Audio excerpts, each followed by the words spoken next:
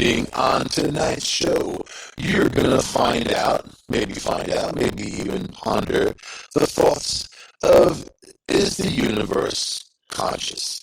And what does it mean to be conscious? What does it mean to have that life force? What we say, hey, are you conscious? Is the universe conscious? But some scientists believe that the universe is. Uh, so there's theories out there that the universe is like a gigantic, widely dispersed human brain. If you look at the human brain, you can see all the electronic impulses going on, all the little flashes, all the little things that make us what we are, basically. It's like a computer. It's like a biological computer, right? You can look at it like that. So scientists have long questioned how consciousness and science mix. It's one thing that when they're talking about now, especially artificial intelligence, and what rights that these artificial intelligent beings that we're creating are going to have. And some people believe they shouldn't have rights unless they have some kind of consciousness about them, right? Or consciousness. They're alive. What does it mean to be alive?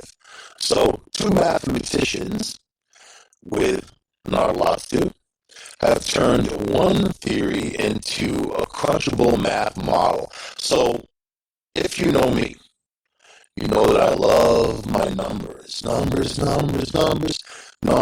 don't lie unless the people giving you the numbers are lying. Numbers will tell you what you need to know. Mathematical equations will tell you what direction you need to go in. Just like going back in time, there's no mathematical blockades to stop that from happening. So think about that while we're talking about this, right?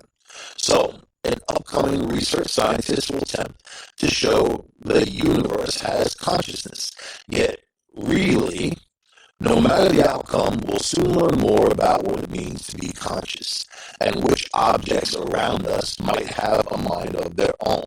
So, the microwave oven, looking at you a little weird, man. You buy, I have a smart microwave oven, man. You know what I mean?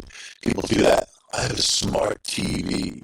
Ooh, you see what goes on in Texas when all those energy companies told people to raise their thermostats with the 78, and they had the Nest thermostat all tied into their Google and everything, man.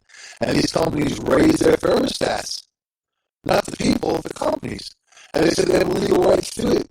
So, with these questions of who's conscious and who's not, there's also questions of liability and responsibility. And also, do you want your microwave oven to watch you, to report back? I had bought one of those iRobot vacuum cleaners, right? And it has an app. So in the app, you have to give it all the permissions and basically sign your life away. The app, the robot vacuum app wanted access to my telephone and text records, man. Really? The robot vacuum cleaner wants to know who I'm calling and texting and what I'm saying to people.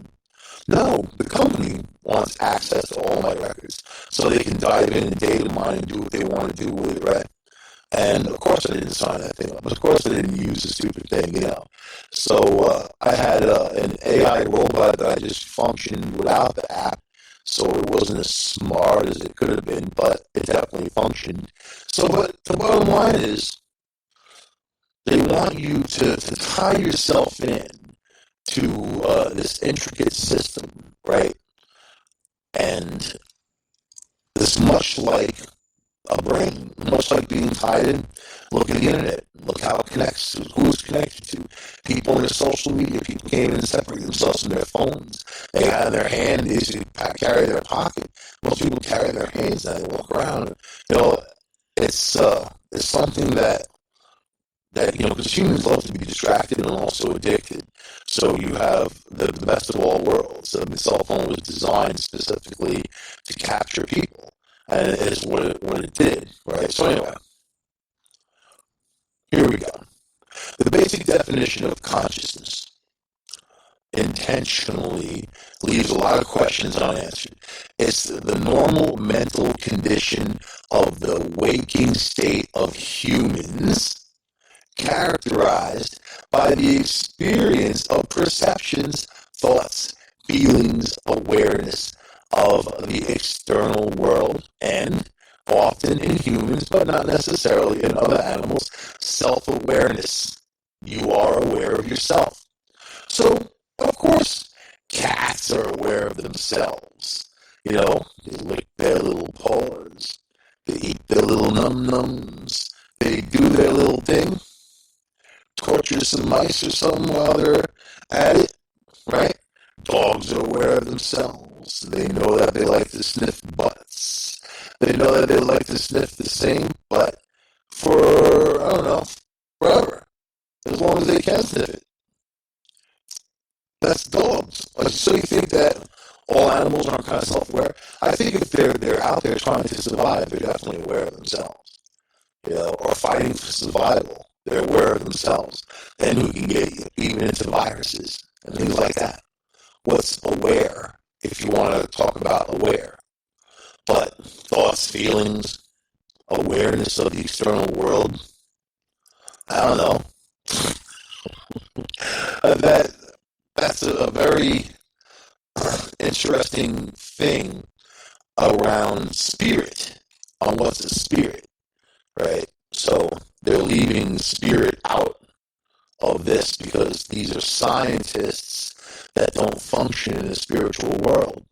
And until they do, they're not going to know a lot of things, you know, that they should be knowing. The work that they're doing, I think that you have to, you know, include outside the box ideas into your theories and into the future of what you do. If you're in science, right, or you're just some closed off person working on your math, your little equations, you know, and then never really experiencing these true experiments and or, you know, the evolvement of them, right? Anyway. However, one loophole of this knowledge gap is that we can't exhaustively say other organisms and even inanimate objects don't have consciousness. Humans relate to animals and can imagine, say, dogs and cats have some amount of consciousness because we see their facial expressions and how they appear to make decisions and all that. I just mentioned that, right? I jumped the gun. Sorry. But just because we don't relate to rocks, the ocean, or the night sky, and speak for yourself, because I certainly do, that isn't the same as proving those things don't have a consciousness, right? This is where the philosophical stance called panpsychism comes into play. All right. Let's see. It's also where physics enter the picture. Some scientists have posted that the thing we think of as consciousness is made of micro-scale quantum physics, basically events and other spooky actions at a distance, right? What Einstein described, somehow fluttering inside our brains and generating conscious thoughts. I had done a show not long ago on unreality, or is reality real? And questioning reality itself. Right? Or are you making up reality as you go along? And everything that you experience is something that you created. So the free will conundrum. One of the leading minds in physics, 2020 Nobel laureate and black hole pioneer Roger Penrose, has written extensively about quantum mechanics as a suspected vehicle of consciousness. In 1989, he wrote a book called The Emperor's New Mind, in which he claimed that the human consciousness is a non-algorithmic and a product of quantum effects. Now, if that's true, and in my paranormal investigations, I've come upon the whole quantum tunneling and thinking about how beings, spirits, whatever, what you want, can move around from one place to another. And now we as humans are starting to get into quantum tunneling and use it and do experiments at this very early stage of development as beings, right? So, okay, let's quickly break down the statements that have been made. What does it mean for human consciousness to be algorithmic? An algorithm is simply a series of predictable steps to reach an outcome. And in the study of philosophy, this idea plays a big part in questions about free will versus determination, right? Or determinism. So let's say you live in a block universe and everything has already happened. There are no choices that you're going to make that aren't understood and known already because they've already been made. And you may think you have free will because you're making these choices, but you don't know because you can only make the one choice, you know? Or you say, oh, I should have done this, or I could have done that, or I should have ordered the meatball parm instead of the eggplant, yeah, whatever. You think that something better would happen from that choice. Anyway, all that stuff will be predetermined. And you're not writing your own history. You're just living it like watching a movie, right? Being stuck, basically.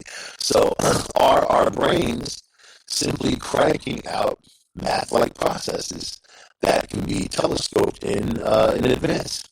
Or is something wild happening that allows us true free will, meaning the ability to make meaningful, different decisions that affect our lives? So within philosophy itself, the study of free will dates back to centuries, at least centuries, but the overlap with physics is much newer. And what Penrose claimed as in the Emperor's New Mind is that consciousness isn't strictly causal because of the tiniest level. It's a product of unpredictable quantum phenomena and that they don't conform to classic physics. So, of course, the micro world of physics does the complete opposite from the macro world of physics.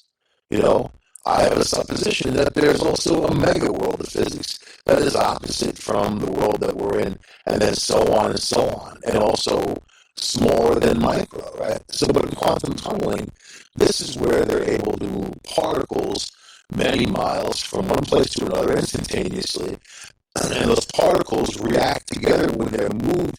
When they twist one, the other one turns the other's opposite direction. They interact together. There is a connection between the two particles. There's a connection from miles and miles and miles apart. So what does that tell you? It tells you that we don't know anything about science, nothing. And the people that say that they do are lying, or they're using their own, well, it could be this, it could be that, or, you know, when people quote Stephen Hawking, I really hate it. I hate it. You know why I hate it? And I'm not going to knock the guy because of all he had went through, and he's dead. But I don't think he was anything really. And, you know, he had basically continued other people's work in you know, in theory. So you can hang out with a bunch of potheads looking at the sky and stars and hear tons of theory. You hear truckloads of theory, you know? What does that mean? I mean, you know, listen to what the guy said. Much of it was, you know, doom and gloom for mankind, but I think also because of his physical condition and what he was suffering through, I think that took a toll on him, which, you know, the information he was coming out with, it was slanted, right? Anyway, I don't get into individuals and rock stars and whatever of physics and science, you know. I get into people who have an understanding for the true meaning of scientific research and not conforming to systems or ideas, but thinking outside the box, right? That's what this show is all about. Anyway, so here we go. So all this background information, right? You're understanding, okay, where physics come together with consciousness and Who's alive, who's isn't alive, what's considered alive. I remember this movie. I hate comparing movies, man, but the robot got struck by lightning and became alive. They were trying to prove the whole movie if he's alive, or what does it mean to be alive, and that type of thing, right? I feel that about a lot of people. Are they alive? What kind of level are they existing on? Come on, you know what I'm talking about out there. People. You're wondering. All right, so here we go. You ready? In physics, scientists could learn key things from a study of consciousness as a quantum effect. This is where we rejoin today's researchers like Johannes Kleiner, the mathematician and theoretical physicist at the Munich Center for Mathematical Philosophy, and Sean Tull, mathematician at the University of Oxford. Have you ever met mathematicians? My math teacher in high school was named Mr. Book. I was already about 6'4", I think, at that point, man, and he was like 5 foot, and I think he just hated me because of my height. I didn't equate. You know what? It may sound funny. You're one of the people that have a thing, like short little dudes who have a thing. Why do you think those short little guys go out and buy those big pickup trucks, man, with the tall tires, You know why? You know why? Because they're compensating. Mathematically compensating. But it doesn't make Mr. Winky any bigger, no matter what kind of tires you put on your truck, man. So anyway, these people automatically, if I get the wind that you don't like me, I'm gonna start provoking you with humor, and it's my natural defenses. That's exactly what natural. Not even a defense. Let's call it the melting of atmospheres.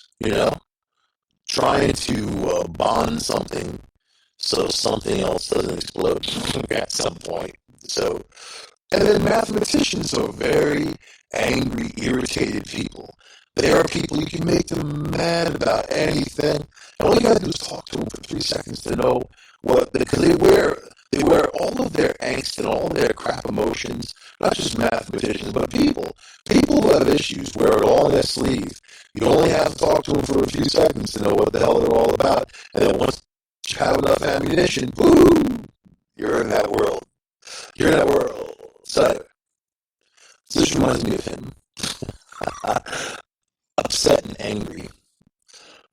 Kleiner and Tull are following Penrose's example in both his 1989 book and a 2004 paper where he detailed his belief that our brains' microprocesses can be used to model things about the whole universe. The resulting theory is called Integrated Information Theory, IIT, right? Sounds a lot like the internet, doesn't it? And it's an abstract, highly mathematical form of the philosophy we've been reviewing. So, let me cut in. Your computer has applications that it runs. It's got functions. It starts, it goes to sleep, it does all kinds of stuff, right? It has all these different files in a certain order. Obviously, there's an order to everything, because if there wasn't, it would just be a blurt all over your screen, But you have separate files, and most people know what's in their files and what's there, whatever. People are much the same way. We are separate machines. We have our separate files. We are much stronger than computers in many ways. Maybe not as information rich. But then we use these computers for that. Some people use them too much, and if they can't think of something, they look it up, or they Google it, and people are becoming dumber because of that. If I can't remember something straight away, I don't look it up. I trigger my brain into remembering it, and that's really a good exercise to do. It's a good mental exercise. But I'm not going to knock computers because it's a wealth of information, as long as you're getting information from legitimate sources. But a wealth of information. There's no other way to go, when it comes to, access There are people all over the world now that have access to these materials that they never did before. And this is recent. All this is recent. People being able to read ideas on what's out there in the world, other people, how they're living, and that type of thing. A sharing of communities and worlds, right? All of that. So imagine a consciousness of all of that, all of these individuals coming together, moving in one specific direction, right? So in IIT, consciousness is everywhere, but it accumulates in places where it's needed to help glue together different related systems. This means the human body is jam-packed with a ton of systems that must interrelate, right? So there's a lot of consciousness, or phi, as the quantity is known in the IIT, that can be calculated. So think about all the parts of the brain that work together. For example, to form a picture, right? When you see something and everything that has to happen to get to that point of your perception, you know. So the revolutionary thing in IIT isn't related to the human brain, though. Its consciousness isn't biological at all, but rather is simply this value phi that can be calculated if you know a lot about the complexity of what you are studying. So in your brain, if your brain has, uh, you know, almost countless interrelated systems, then the entire universe must have virtually infinite ones, right? And if that's where consciousness accumulates, then the universe must have a lot of phi. So you're basically coming up with a reasoning of awareness and saying, if the human brain can do this, then we've got this over here that's much larger and more complex, right? Integrated. So the theory consists of a very complicated algorithm that, when applied to a detailed mathematical description of a physical system, it provides information about whether the system is conscious or not, and what is conscious of. So if there is an isolated pair of particles floating around somewhere in space, they will have some rudimentary form of consciousness if they interact in the correct way. So Kleiner and Tall are working on turning IIT into this complex mathematical algorithm, right? Setting down standards that can be used to examine how conscious things operate. So think about the classic philosophical comment, I think before there I am, right? Or I think therefore, I think therefore I am. Then, or also, yeah, I'll have that whiskey. That's also a consciousness type of thing.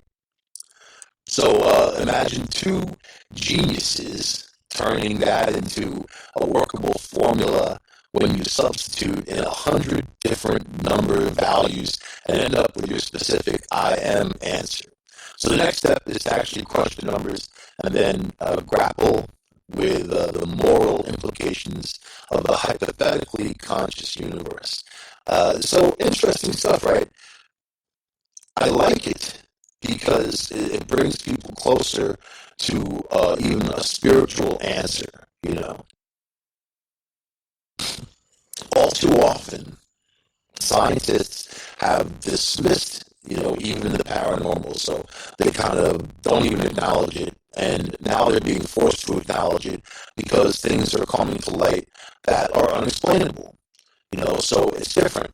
I'll tell you, when I started doing my ghost show, and I was playing on local cable in Ithaca, New York, I had these physicists from Cornell contact me, an email. And the guy's like, I've been watching your shows for a while now.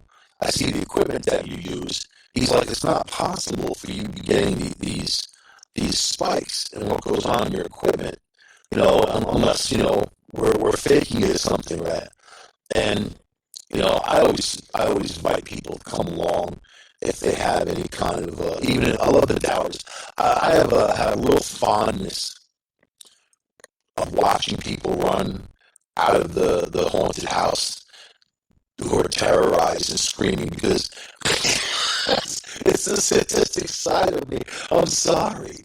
But I've had the biggest and the best. I don't believe in ghosts. Oh, I'll go in there. There's no problem. It's just an empty building. It's stupid.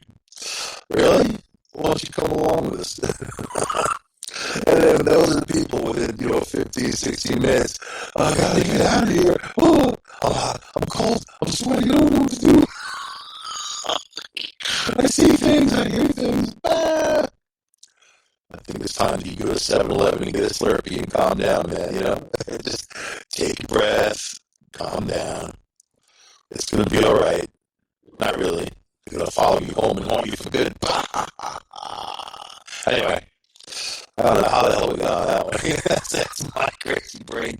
That's my crazy brain growing off in a whole nother direction. Woohoo! So, how about this? Can our brains help prove the universe is conscious?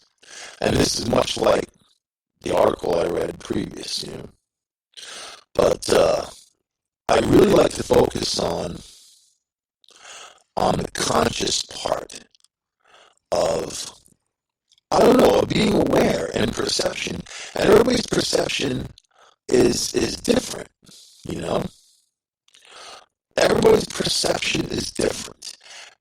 When the stuff that you see, the things you experience, then even if you're with a large group of people and you witness an event, you're going to get a large group of stories. All the stories are not going to be the same. You're going to have, maybe they're going to have similar parts, but not the same, because it comes down to perception and what people are paying attention to as something is going on, and your attention span versus your ability to keep knowledge in your brain, right? Information, for God's sakes. All right. But how about this? How about the ghost and machine, man? As individuals, we feel that we know what consciousness is because we experience it every day, right? It's that intimate sense of personal awareness we carry around with us and the accompanying feeling of ownership and control over our thoughts, emotions, and memories. So, then you have to come into all kinds of questions. Do we control our own emotions? Other people can make you upset. If you get upset, you get angry, you're not in control of your emotions. Anger is a secondary emotion, right? So, there are manipulators of those senses and of those feelings and of those things. But are you aware? Well, you wake up, you use the bathroom, you make coffee, whatever you do, right? That's what I do. So, in that order, usually. So, it really comes down to, yeah, okay, I'm aware. So is the cockroach crawling up the wall. I don't have cockroaches, but you know what I'm saying. There are beings that know they've got to go out there and do their business, or they're not going to survive. So I think again it comes down to survival, right? So science has not yet reached a consensus, though, on the nature of consciousness, which has really important implications about the belief in free will and our approach to the study of the human mind. So beliefs about consciousness can be roughly divided into these two camps. There are those who believe consciousness is like a ghost in the machine in our brains, meriting special attention and study in its own right. And there are those, who challenge this, pointing out that we can call consciousness is just another output generated backstage by our efficient neural machinery. So do you think this neural machinery came about by accident? Do you think that creatures would evolve with brains like this just from, even if it's 1,000,000 years of evolution? What would the reasoning be? Because certainly you have humans that need to survive, You need to go out and get food, have your families, people procreate, and they do that type of thing. And especially early man in those rough conditions, it doesn't add up mathematically. You know, you're talking about an extraordinary chance that this life, a human being, is going to exist and survive. You know, from what? From some creature who crawled out of the sea to evolve in what people are now. It doesn't make any sense. I don't care if there's a million years. I don't care if there's 10 million years. It doesn't make any sense, you know, for people to have evolved in such a way that, you know, they believe they have mental telepathy. They believe that they're all connected through a whole network that goes beyond your computer. But the computer is a good, it's a good analogy of what people are, you know, good analogy, right? So, but in the past 30 years, neuroscientific research has been gradually moving away from the first camp about the ghost in the machine, right? Using research in cognitive neuropsychology and hypnosis. They have their recent paper, which argued in favor of the latter position that, you know, people and their perception and everything that you are is truly within this neural network, right? Even though this seems to undermine the compelling sense of authorship that we have over our own consciousness. Because people don't want to believe it. That's simple, right? In fact, people have a whole belief system that's separate from a brain. They believe in God. They believe in angels. They believe in all kinds of prayer. You know, praying. You know, pray to God. God is one individual who's out there and, you know, watching over everybody, listening to everybody, doing all this other stuff, right? But in the same sense as pain and suffering and you know, terrible things that happen every second on this earth to somebody, to some creature, to something, right? There's great suffering on this planet. So, you know, when you throw the God in there, and it's a loving God, well, why would a loving God want all of his creations to suffer? Well, that's pretty nasty. You know what I mean? So when it comes to science, you try to divide these things, right? But you can explain a lot that religion has to say with technology, and technology that we don't even have yet. You know, and I think that we can look at the roots of every creature on this planet and look at the roots of the DNA and understand that it only has four elements, A, C, T, and G. And with those four, you can create any code you want to create genes, whatever you want. And if you had sophisticated enough equipment, you can create whatever you wanted just by basically typing it up. You know? So, all right. Is consciousness special, right? You think you're special? Your mom told you you're special growing up. Our experience of consciousness places us firmly in the driver's seat with a sense that we are in control of our psychological world. But seen from an objective perspective, it's not all clear that this is how consciousness functions. And there's still much debate about the fundamental nature of consciousness itself. And it's also taken into account we are not in control of our world. We are limited in our choices. We are a limited species. We need to breathe the air, drink the water, eat the food, we die. So, I mean, we are also limited, when it comes to where we can go. I mean, we can't even go to the depths of our oceans. We can't even go to parts of the South Pole, North Pole, because it's inaccessible. We can't even go into space. We're limited, right? Limited, so. All right, so here we go. One reason for this, the consciousness itself in the debate, is that many scientists have adopted a dualist position over the nature of consciousness. Dualism is a philosophical view that draws a distinction between the mind and the body, even though consciousness is generated by the brain, a part of the body. Dualism claims that the mind is distinct from our physical features and that consciousness cannot be understood through the study of the physical brain itself. And speaking of the brain, do you know that your heart has its own brain? The heart has its own neural network that functions very much the same way the brain does, you know?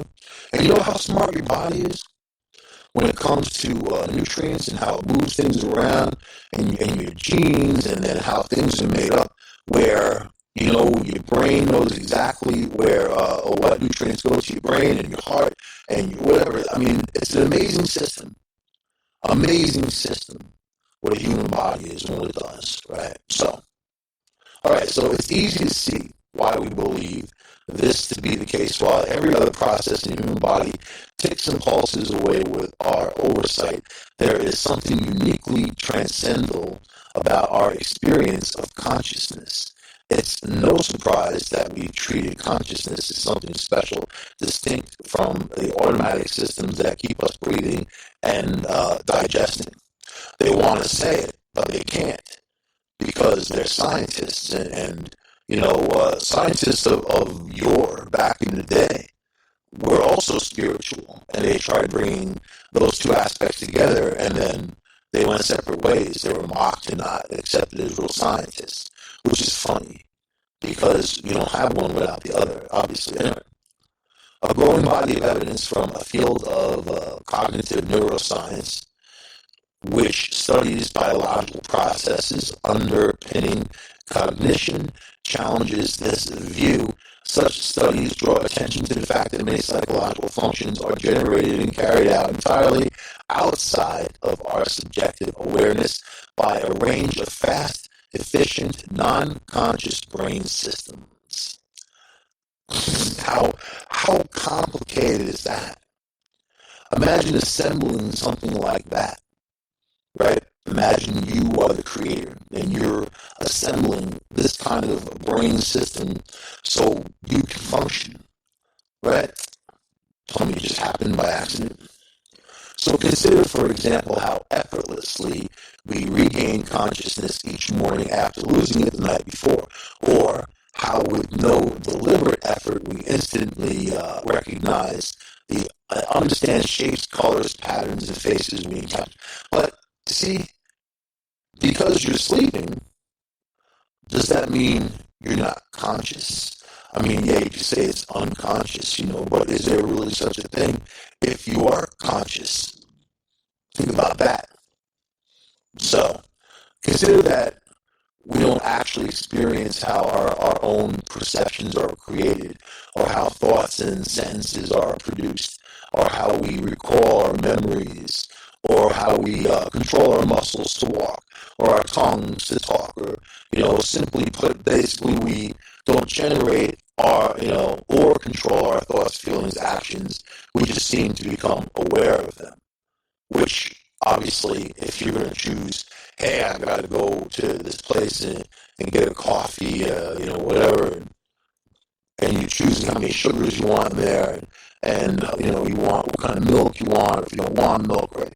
Some oat milk or something like that, that you're not making your own decisions, that you're just functioning, and you're aware of the functioning without having any kind of understanding of what you're doing.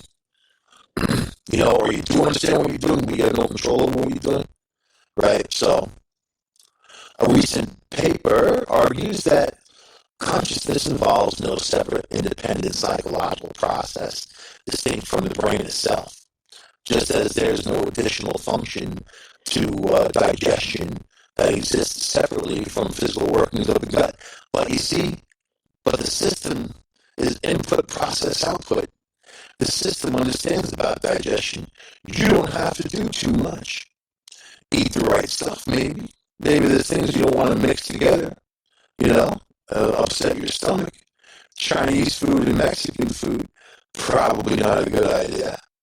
But people do, you know. Sushi and pizza, maybe.